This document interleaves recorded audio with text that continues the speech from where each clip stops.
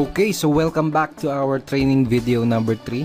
Once again, Edward Reformina here, author of Pinoy MLM Expose and the creator of Sponsor More Downlines. Una sa lahat, gusto ko magpasalamat sa lahat ng mga nag-like, sa lahat ng mga nag-comment, at sa lahat ng mga nag-post ng kanilang mga questions. Thank you so much. So I hope napanood mo na yung ating video training number 2. Dahil dun sa training video number 2, pinag-usapan natin yung mga common MLM myths na pinaniniwalaan ng mga Pinoy networkers na pumipigil sa kanila para magkaroon ng resulta at maging successful sa kanilang mga business. Tinuro ko din doon sa training video number 2 kung paano mo sasagutin yung top 3 most common MLM objections. So ngayong araw na to, in this video, pag-uusapan natin yung pinaka-importanting skill na kailangan mong matutunan as a network marketer. At yun ay ang closing skill. So bakit ba napaka-importante na matutunan natin at ma-master natin itong closing na to? Let me tell you a true story. Nung unang na-introduce sa akin ang network marketing, naisip ko kagad kung sino-sino yung mga tao na pwede kong matulungan doon sa magiging network marketing or MLM business ko. Isa sa unang pumasok sa isip ko ay yung classmate ko nung college. Alam ko kasi yung hirap niya sa buhay. Kumbaga siya yung sumusuporta sa mga magulang niya, siya yung sumusuporta na sa buong pamilya niya, siya yung nagpapaaral ng mga kapatid niya. Gustong-gusto ko siyang mapasali sa business ko dahil alam ko na malaki yung maitutulong sa kanya at sa pamilya niya ng opportunity ko. Kaya ang ginawa ko, in-invite ko siya doon sa opportunity meeting ng company namin. Baga, sinet up ko siya ng appointment, nilibot ko siya doon sa opisina, pinakilala ko pa siya doon sa mga ibang partners namin. Kaso, hindi lang pala ganun kasimple. Hindi pala porket may intention kang tumulong ay magagawa mo na. To make the story short, hindi ko siya na-close sa business ko dahil wala pa akong kaalam-alam kung paano mag-close ng prospect. Wala akong kahit anong skill sa pag-close ng mga prospects. So sa madaling salita, hindi ko siya natulungan. Okay? Hindi ko siya natulungan. So kung katulad mo ako, nasa network marketing ako dahil nagustuhan ko yung idea na pwede kang maging successful habang nakakatulong ka din sa ibang tao. Mga sabi nga nila, network marketing is a people helping people business. Tama? Pero ito ang tatandaan mo. Kahit gaano pa kaganda ang intention mo na makatulong, hindi mo magagawang matulungan ng isang tao gamit ang opportunity mo. Hindi mo matutulungan yung mga kakilala, kaibigan o kamag-anak mo hanggat hindi mo siya nai-sponsor o nare-recruit sa business mo. Hindi mo siya matutulungan hanggat hindi mo siya nakuklose. Hindi mo siya matutulungan hanggat hindi mo siya nagiging downline. If you really want to help other people, kailangan mak-close mo muna sila sa network marketing business mo. Yun ang dahilan kung bakit kailangan mo ma-master ang skill na to. Ngayon may gusto kong ipakita sa'yo. This is Sponsor More Downlines training ebook. This is a 128 pages, very detailed how-to sponsoring training ebook. This is an exclusive training ebook na ginawa ko lang para sa team ko. Baga dito sa ebook na to, dito ko tinuro lahat ng mga sponsoring and recruiting strategies, approach and methods na natutunan at na-discover ko na tumutulong sa akin para makapag-sponsor ng up to 23 downlines per month. Okay, dito ko rin tinuro yung 5 easy steps of sponsoring. Okay, so very, very detailed siya. Tinuro ko dito mula from qualifying to handling prospect objections and of course up to closing prospects. So sobrang detailed niya. Tinuro ko dito kung ano yung mga linyang ginagamit ko, kung ano yung mga scripts na sinasabi ko. And tinuro ko din dito yung psychology behind those strategies. Kumbaga tinuro ko kung bakit effective yung mga strategies and methods na yun. Tsaka yung mga approach na yun. Okay? And dito sa ebook na to, tinuro ko din yung 3 closing methods na ginagamit ko at ginagamit din ng mga team ko. And in this video, gusto kong i-share sa'yo yung isa doon sa mga closing methods na yun. So, napaka-effective ng mga closing methods na yun, yung mga araw na nakakapag-sponsor ako ng 4 na downlines sa loob lang ng isang araw. Okay? Pero bago ko ituro sa'yo yung isa doon sa mga closing methods na yun, gusto ko munang i-share sa'yo yung mga naging resulta ng mga taong nabahagian at naturuan ko na ng mga strategies at mga approach mula dito sa training ebook na to. Okay, so bali ito yung sinabi ni Arvin J. Basilio from Cebu City. Sabi niya, By applying his teachings and strategies in Sponsor More Downlines training ebook, I was able to sponsor 13 people and earn 14,110 pesos in just 11 short days. I have never experienced such fast results in my life. The teachings taught by Edward in objection handling also increased my sign-up rate by 200%. I became truly unstoppable in my business and I couldn't be more thankful. So yun sinabi ni Arvin J. Oh, thank you, bro. Ito naman yung sinabi ni Elisa Cruz from Cavite City. Sabi niya, mas nakukuha ko yung trust nila dahil sa mga scripts na sinusunod ko sa trainings. So thankful talaga ako dahil in just 1 week, nakapag-close ako ng 3 prospects at may mga naka-line up pa. So sabi niya, very effective. So yun yung sabi ni Elisa Cruz. So thank you so much, Elisa. And ito naman yung sinabi ni Alvin Alcobendas from Batangas City. Sabi niya, nung sinimulan kong i-apply ang natutunan ko mula sa Sponsor More Downlines, every week meron akong nakuklose at na-sponsor na tao. And now, 3 months in my business, nakapag-sponsor ako ng 17 direct downlines at weekly na akong kumikita around $100 per week. So, thank you so much, Alvin. At ito naman yung sinabi ni Mari Bixon from Italy. Kung noong una ay ako ang naghahabol sa prospects, ngayon sila na yung kusang naghahanap sa akin. Wala na rin akong katakot-takot sa pagsagot sa mga prospect objection. Iba talaga pag may proper training. In 1 month, I got 5 direct referrals. Ayan sabi ni Marivic. Thank you, Marivic. At ngayon, ito naman yung sinabi ni Ryan Montilla from Makati City. Sabi niya, dati nung di ko pa natututunan yung mga strategies sa Sponsor More Downlines, ay para akong naglalakad sa dilim na walang ilaw, na nangangapa ako sa daan na tatahakin ko. Kung baga walang proper direction at bumalik ako sa pagiging empleyado, nag-stop ako sa pagiging networker. Then, pagkatapos kong i-apply yung mga natutunan ko sa Sponsor More Downlines, ay sobra, rocket ship to the maximum level. I earned 135,041 pesos at nakapag-sponsor ako ng 72 direct downlines in just 4 months. So, ayun sabi ni Ryan Montilla. So, thank you so much, Ryan, and congratulations sa results mo.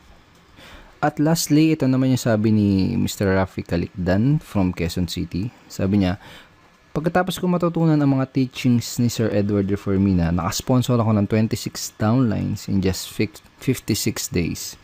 I earned $945 in 2 months. I never expected na ganun ka-effective yung pag-apply ko ng natutunan ko. It has unleashed the leader potential in me. Ang leadership pala ay natututunan as long as you have the willingness, the proper knowledge, guidance, and training tool to help you grow your team tremendously. Ito pa sabi niya, lahat ng natutunan ko, pinasa ko sa downlines ko, and the training material is indeed very helpful and powerful. Nakaka-proud lang na pati downlines ko ay nagkakaroon na ng results in just short span of time. So, yun sabi ni Rafi Kalikdan from Quezon City. Thank you so much, Rafi, and congratulations din sa results na nakukuha mo. Yeah. Andito tayo ngayon sa loob ng Sponsor More Downlines training ebook. Dito tayo sa loob and papakita ko lang sa iyo saglit yung pinaka-content niya. Okay, so ito yung pinaka-content nitong training ebook na to. Right? So dito sa 3 closing methods, itong the consultant close ang gusto kong i-share sa iyo. Alright, so simulan na natin ngayon. Dito sa closing method na to, baga parang boss na boss yung dating mo. Okay? Para ka lang nag-i-interview ng mga nag-a-apply ng trabaho. So, para kang nag-i-interview ng prospects. Okay? Yun yung parang ano niya, yung magiging flow niya. Pero ang kagandahan at saka pinaka-nagustuhan ko dito sa method na to, bukod sa napaka-effective niya, ay napaka-simple at madaling i-execute. So, perfect to, lalo na kung nagsisimula ka pa lang or kung bago ka pa lang na networker. Okay? So, kung nagsisimula ka pa lang, kayang-kaya mo kagad i-apply or i-execute kagad ang closing method na to. Pero kung matagal ka na sa network marketing, well, that's much better. Actually, mas maganda yan kasi, kumbaga, solid na yung confidence mo for sure. Kumbaga, mas madideliver mo na tong method na to ng smoothly at mas, may execute mo siya ng mas maganda at mas maayos. Okay, pero don't underestimate the simplicity of this approach and this method kasi kahit napaka-simple niya, ay napaka-effective at powerful niya. Okay? So for example, napanood na ng prospect mo or nakita na ng prospect mo yung business opportunity presentation ng company nyo. For example, tapos na siyang umattend ng seminar or tapos niya ng makita yung video presentation nyo. Parang ganito yung magiging flow ng pag-i-interview mo dun sa prospect mo. Okay? So ito yung sasabihin mo sa kanya. Base dito sa mga nakita mo, tingin mo ba or naniniwala ka ba? Ganon. Base dito sa nakita mo, naniniwala ka ba na makakatulong itong business or opportunity na to sa'yo para yung reason why nila? Okay? So, make sure na bago ka mag-close is alam mo yung reason why ng prospect mo. Napaka-importante. I cannot tell you how important na malaman mo yung reason why ng prospect mo. Okay, so for example, ganito. Base dito sa mga nakita mo, base dito sa napanood mo, naniniwala ka ba na makakatulong itong opportunity na to sa'yo para mapatapos mo ng pag-aaral yung mga anak mo? Okay? Parang ganun. Base dito sa mga napanood mo, tingin mo ba makakatulong itong business na to para matulungan mo yung asawa mo sa mga gastusin nyo sa bahay? Parang ganun. Okay? Pag sinabi ng prospect mo, oo, tingin ko makakatulong itong business na to. So, yung sa kanya, itanong mo sa kanya, magkano yung gusto mong kitain kada buwan working part-time? Or full-time, kung gusto niya ng full-time. Okay? So, for example, ito yung sinagot ng prospect mo. Kahit siguro mga 20,000 lang muna na monthly income. Sabi mo, okay, that's good. Mga ilang oras kada araw o linggo ang pwede mong ilaan para sa business na to para ma-achieve mo yung 20,000 per month na income. Okay? So, sasagutin ka niya ng kung ilang oras. Sabihin natin, ang sinagot niya is mga 2 to 3 hours per day lang muna. Ganon. Sabihin natin, ganun yung sinagot niya. Ang next na sasabihin mo ay ito. Okay, sabihin natin na kumikita ka na ng 20,000 pesos na monthly income working 2 to 3 hours per day. Ano yung iba pang magiging benefit nun para sa'yo at sa family mo? Okay? So, using these lines, unti-unti nang kino-close ng prospect mo yung sarili niya doon sa business mo. Baga siya na yung mismo kasi nagsasabi ng mga benefit na makukuha niya doon sa opportunity mo, di ba? So, napaka-powerful talaga nito. Okay? So, ngayon, sabihin natin, sinagot niya na, ito yung mga magandang magiging benefit yan para sa akin. Tapos, ang tatanong mo sa kanya, pag nasabi niya na sa'yo yung mga benefit na makukuha niya sa opportunity, ito yung next na itatanong mo sa kanya. May mga gusto ko pa bang itanong bago ka magsimula? Okay? O kaya, ano yung mga questions na gusto mong masagot ko bago ka makapagsimula? Or, bago ka magsimula sa business na to, may gusto ka pa bang malaman? Okay? Kapag sinabi ng prospect mo na, kapag may mga remaining questions pa siya, ang goal mo is masagot lang yung mga question na yun. Okay? Ang goal naman kasi talaga natin is mabigay lahat ng mga kinakailangan na information para makagawa ng informed at sariling decision yung prospect natin. Okay? So, for example, may objection pa siyang natitira, kung may question pa siyang natitira, ang goal mo lang is masagot yun. So, make sure na napanood mo din yung video training number 2 natin dahil tinuro ko sa iyo yung mga tinuro ko dun sa video training na yun kung paano mo sasagutin yung mga most common MLM objections. So, for example, sinabi na ng prospect mo na wala naman na, baga wala na siyang question. Ang magiging closing line mo ay ito. Okay? Sounds to me na ready ka nang mag-join. O kaya naman ay ito. Mukhang handa ka nang magsimula. Tama ba? Kaya, mukhang handa ka nang magsimula sa business na to. Tama ba? Pag sinabi mo yun sa prospect mo, pakinggan mo kung ano yung isasagot nila. Kasi doon mo malalaman kung may mga tanong pa sila or kung may mga objections pa sila. Okay? Kung wala na silang tanong, ang sasabihin lang nila, parang ganito, oo, ready na ako. Or paano ba magsimula? Okay? Kapag tinanong nila na ganun, kapag tinanong ka na nila kung paano ba magsisimula sa business mo, sabihin mo lang, okay, ganito yung next step na gagawin mo para makapagsimula ka na kaagad. Parang ganun. Okay, let me show you yung mga next steps na gagawin mo para makapagsimula ka na kaagad. Okay? So, ganun, i-guide mo na siya sa pag-sign up do sa business opportunity nyo. kung paano ba yung sign up process nyo. Ituro mo na sa kanya yung step by step na gagawin niya para makasali as soon as possible. So, ganun lang siya kasimple. Di ba sabi ko kanina na very simple lang siya pero very effective. Pero ang kagandahan, pwede mo agad siyang i-apply at magamit sa business na ginagawa mo ngayon. And may mga ibang nagtatanong, natanong nila sa akin, paano kung iba yung isagot nila doon sa itatanong ko. Okay, for example, tinanong ko to, tapos iba yun naman yung sinagot nila, hindi kagaya ng mga example na binigay ko.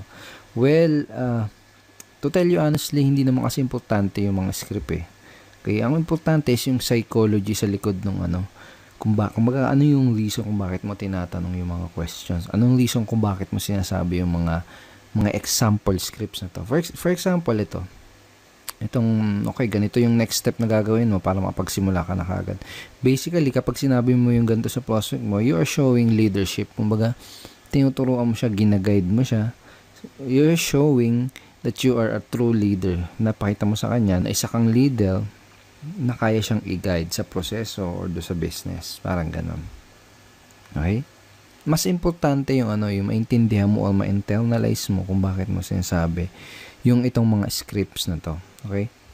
Kasi kapag naintindihan mo na ng maigi kung ano yung reason kung bakit mo sinasabi yung mga lines or script na yan, doon darating yung point na makakapag-improvise ka na ng mga sasabihin mo doon sa prospect na kinakausap mo. Okay, so ito yung consultant close method. Ito yung isa sa mga closing method na ginagamit ko para makapag-sponsor ng madaming downlines sa aking business. Okay? Ito yung isa sa mga closing method na tinuro ko dito sa loob ng Sponsor More Downlines training ebook. So, make sure na i-apply mo kaagad itong method na to sa business mo. Kung may kakausapin ka mamayang prospect, kung may kakausapin bukas, sa isang araw, make sure na gamitin mo kaagad itong mga lines na to para ma-practice mo kaagad, para masanay ka kaagad, para ma-internalize mo kaagad yung method, at para ikaw mismo makita mo din yung response at yung magiging resulta kapag ginamit mo tong closing method na to. So, I hope madami kang natutunan dito sa 3-part video training series natin, and I hope ay nag-enjoy ka sa panonood nitong 3 videos na to dahil ako mismo nag-enjoy ako sa paggawa nitong 3-part video training series na to para sa'yo. At ngayon ang kailangan mo na lang gawin ay i-apply ang lahat ng mga natutunan mo mula dito sa training series natin. Pero syempre, hindi dito natatapos yung pag-aaral mo. Baga, hindi dito natatapos yung pag-educate mo sa sarili mo. Because network marketing is a continuous learning journey. Sabi nga nila, if you stop learning, you stop earning as well. So, dapat tuloy-tuloy. Dapat tuloy-tuloy yung pag-increase mo ng mga nalalaman mo. Dapat tuloy-tuloy yung pag-increase mo ng knowledge mo. At kapag ginawa mo yun, makakapag-acquire ka ng mga necessary skills. Mga skills na tutulong sa'yo para magka-resulta, para maging successful dyan sa business mo. Okay? So, may gusto akong ikwento sa'yo. Maiksing kwento lang to. And I'm sure may mapupulot kang magandang aral dito sa kwento na to. Pwede rin na narinig mo na to before, pero ito kwento ko pa din. Tungkol to sa isang lalaki na naglalakad sa kagubatan. So, naglalakad siya sa gubat. And habang naglalakad siya, may nakita siyang isang mangangahoy na nagpuputol ng puno. Okay? Nakita niya yung mga ngahoy na yon na pagod at hirap na sa pagputol ng puno. Tagaktak yung pawis at napapamura pa sa hirap yung mga ngahoy habang pinuputol niya yung puno. Ngayon, nagtaka yung lalaki na nakakita sa kanya doon sa mga ngahoy. Ginawa niya, tinanong niya yung lalaki. Sabi niya, anong problema kaibigan? Ang sagot ng mga ngahoy, mapurol kasi tong tong palakol na ginagamit ko. Kaya hindi ko maputol ng maayos tong puno. Ang sagot ng mga ngahoy. Sabi ng lalaki, bakit hindi mo hasain yung palakol mo? Ang sinagot sa kanya ng mga ngahoy, mahihinto kasi ang pagpuputol ko ng puno kapag ginawa ko yun. Mahihinto ako sa pagputol ng puno kapag hinasa ako tong palakol ko. Sagot ng mga ngahoy. Sabi ng lalaki, pero kung hahasain mo yung palakol mo, mas magiging mabilis at mas madali ang pagputol mo dyan sa punong yan. Ang sagot ng mga ngahoy, wala kasi akong panahon para huminto Habang mas lalo siyang napapagod sa ginagawa niya pagputol ng puno. Habang mas lalo siyang pinagpapawisan sa pagputol ng puno na yun. So, napailing na lang yung lalaki tapos naglakad na lang siya papaalis. Iniwan niya na lang yung mga ngahoy. Maraming mga networker ngayon ang kagaya ng mga ngahoy dun sa kwento. Karamihan ay hataw lang ng hataw. Araw-araw hataw lang ng hataw. Kahit pinagpapawisan na, kahit hirap na, kahit wala pa ding resulta. Hataw lang ng hataw, hataw lang ng hataw. Kumbaga hindi sila makapaglaan ng panahon para hasain ang sarili nila para mas maging effective at mas maging efficient dun sa ginagawa nilang negosyo. Now I want to congratulate you. Dahil the fact na pinapanood mo ngayon ang video na to, katunayan lang yan na gusto mong maglaan ng oras at willing kang hasain yung sarili mo. Willing kang hasain yung mga skill mo. Pinatunayan mo sa sarili mo na willing ka talagang maging successful. So congratulations. Tama yung ginagawa mo. Pagpatuloy mo yan. Once again, thank you very much for watching our training video series. Kung nagustuhan mo ang video training series na to, make sure na mapanood mo yung video na ipapadala ko sa'yo bukas. Dahil dun sa video na yun, malalaman mo kung paano ka magkakaroon ng access sa Sponsor More Downlines training ebook. Yes, bibigyan kita ng chance para magkaroon ng access dito sa dating exclusive training ebook na to. Magkakaroon ka ng chance para malaman ang lahat ng mga sponsoring and recruiting strategies, approach and method na tinuturo at ginagawa ko na tumutulong sa akin para makapag-sponsor ng madaming downlines na walang kahirap-hirap. At dun sa video na ipapadala ko sa iyo bukas, malalaman mo din kung paano mo makukuha itong Objection Crusher training ebook for free. Yes, gusto kong ibigay sa iyo itong Objection Handling training ebook na to for free. Pero napaka-importante na mapanood mo yung video na yun bukas dahil hindi ko alam kung ilang Pinoy network marketers lang ang hahayaan kong magkaroon ng access dito sa napaka-valuable at dating exclusive training materials na to. Kaya kung gusto mong magkaroon ng access sa Sponsor More Downlines training ebook at kung gusto mong makuha itong Objection Crusher for free, make sure na mapanood mo yung ipapadala ko sa yung video bukas. Kaya wag mong kakalimutan na i-check ang iyong email bukas, okay? Dahil ipapadala ko sa email mo yung link na pupuntahan mo para mapanood yung video na yun. Okay, once again, thank you so much. And kung hindi mo pa nakiklik yung like button sa baba, please click it and go ahead and share mo din tong page na to sa mga friends mo. And pwede ka din mag-comment dito sa baba ng video na to. At kung may katanungan ka, wag kang mahihiya mag-post ng iyong questions. And I will try my best na sagutin yung tanong mo. So once again, Edward Reformina here and see you tomorrow. Bye-bye. God bless.